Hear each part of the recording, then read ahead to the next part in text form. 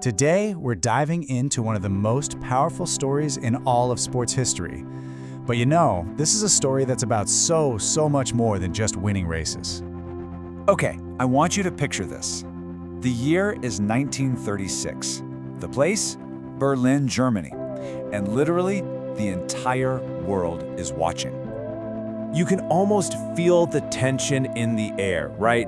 These weren't just your average Olympic Games. No, this was a massive piece of political theater. It was a stage that was so carefully set to project this image of power and a really dangerous ideology to the rest of the globe. And it's right on this stage that our story really kicks off. Because into this totally controlled environment, this one man steps up, ready to challenge everything it stood for, without even saying a single word.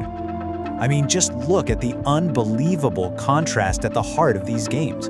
On one side, you've got the host nation's entire political machine pushing this ideology of racial superiority. And on the other side, Jesse Owens, the grandson of enslaved people. His very presence was a direct contradiction to their whole narrative. The conflict was already set before the first starting gun even fired. So you gotta ask, right? How did he get here? How does a young man from the segregated American South end up right in the middle of this global showdown? While his journey starts in poverty in rural Alabama. Like so many other black families at the time, his family was part of the Great Migration, and they moved north looking for a better life. It was in Cleveland that his just incredible talent for running was discovered, a talent so huge it eventually took him all the way to Ohio State University.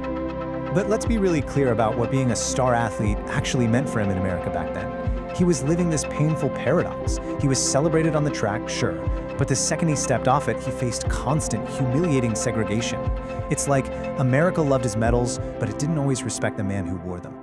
And just to give you a sense of his talent, before he even got to Berlin, look at this number, 45 minutes.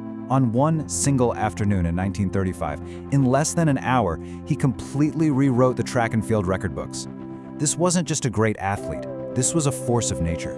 This one performance put the entire world on notice. So all of that talent now lands us right back in Berlin. He's not some unknown anymore. The whole world is watching. The pressure is absolutely immense. And he came to do one thing: run. And boy, did he deliver. One event at a time. First, the 100 meters, earning him the title of the fastest man on earth. Then the long jump, a super dramatic victory. Then the 200 meters, just pure dominance. And finally, the 4x100 relay. 4 events, 4 gold medals.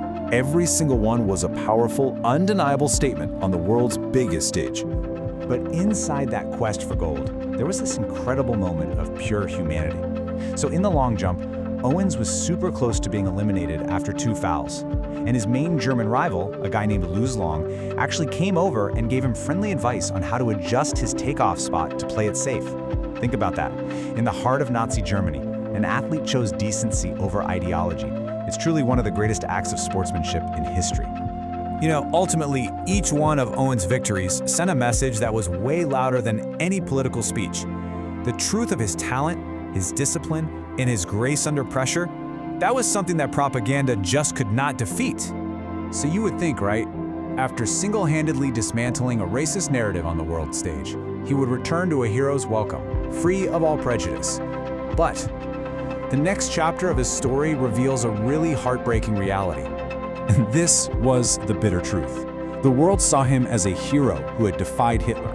But back home, in many parts of his own country, he was still just seen through the lens of race and segregation. The ticker tape parades eventually ended, but the systemic injustice, that was still there. And the struggle was very real. I mean, there weren't any lucrative endorsement deals waiting for him. To make a living, he was forced to participate in these humiliating spectacles like racing against horses. Can you imagine? The man who had faced down an empire was still fighting for basic dignity and financial survival in his own country. So, if his story is so full of struggle, why is his legacy so incredibly powerful? Because, you see, it was never just about what he did on the track. It's about who he was in the face of all of it. He proved that you can be underestimated, disrespected, and systematically disadvantaged, and you can still achieve undeniable greatness with grace. His life just became this testament to the power of the human spirit. And that was the true scope of his achievement. The sprinters on the track next to him, they were just his immediate competitors. His real opponent was history itself, the weight of prejudice, the injustice of his time. And you know what? He won that race too.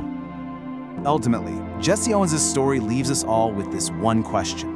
What does it actually take to outrun history? Because it took more than just speed.